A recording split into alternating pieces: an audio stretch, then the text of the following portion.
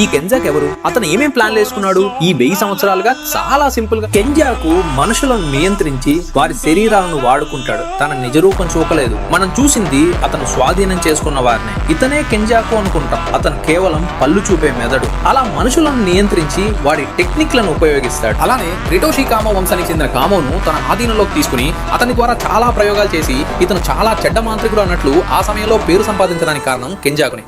అతనే ఆ death painting వంశాన్ని సృష్టించుంటాడు.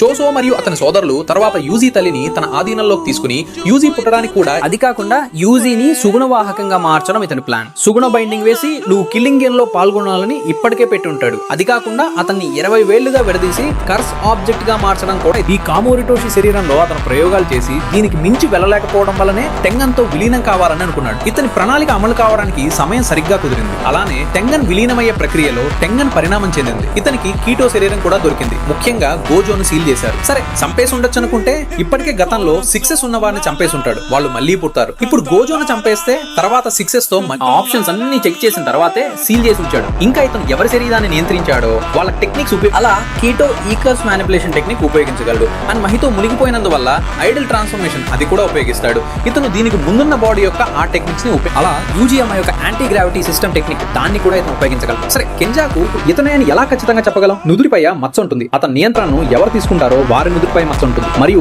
ఇతను రివర్స్ కర్స్ టెక్నిక్ ఉపయోగించగలడు. అలా శరీరాన్ని స్కార్ సరి చేయకుంటే బైండింగ్ అవుతుంది. అతను చేయలేడు. కెంజా విషయానికి వస్తే అతను మాస్టర్ మైండ్. అతని ప్లాన్ పక్కాగా వేసి ఒక్కో అరువు కదుపుతూ చెక్మేట్ చేయడమే. సరేలే, అతను మనుషులను కంట్రోల్ చేస్తారంటే గోజో టోజీ లాంటి పెద్ద తలకాయలను కంట్రోల్ చేయగలంటే గోజో వైపు వెళ్తే ఖచ్చితంగా ఖాళీ అయిపోతాడు. అతనికి తెలుసు ఒకవేళ టోజీని కంట్రోల్లోకి తీసుకుని ఉంటే అతనికి హెవెన్లీ రిస్ట్రిక్షన్ ఉండడం వల్ల ఇతని టెక్నిక్స్ ఉపయోగించడంలో సమస్య. అందుకే టోజీ గోజోలు ఇతని ఆప్షన్ లో లేరు. సో కెంజాకు ఒక్కొక్కరిని కంట్రోల్లోకి తీసుకుని తన ప్లాన్ కొద్దిగా నెరవేర్చి ఇప్పుడు దాని ఫైనల్ స్టేజ్కి వచ్చేసాడు. అలాంటి అనిమే గురించి చాలా విషయాలు తెలుసుకోవడానికి మా పేజీని ఫాలో అవ్వండి.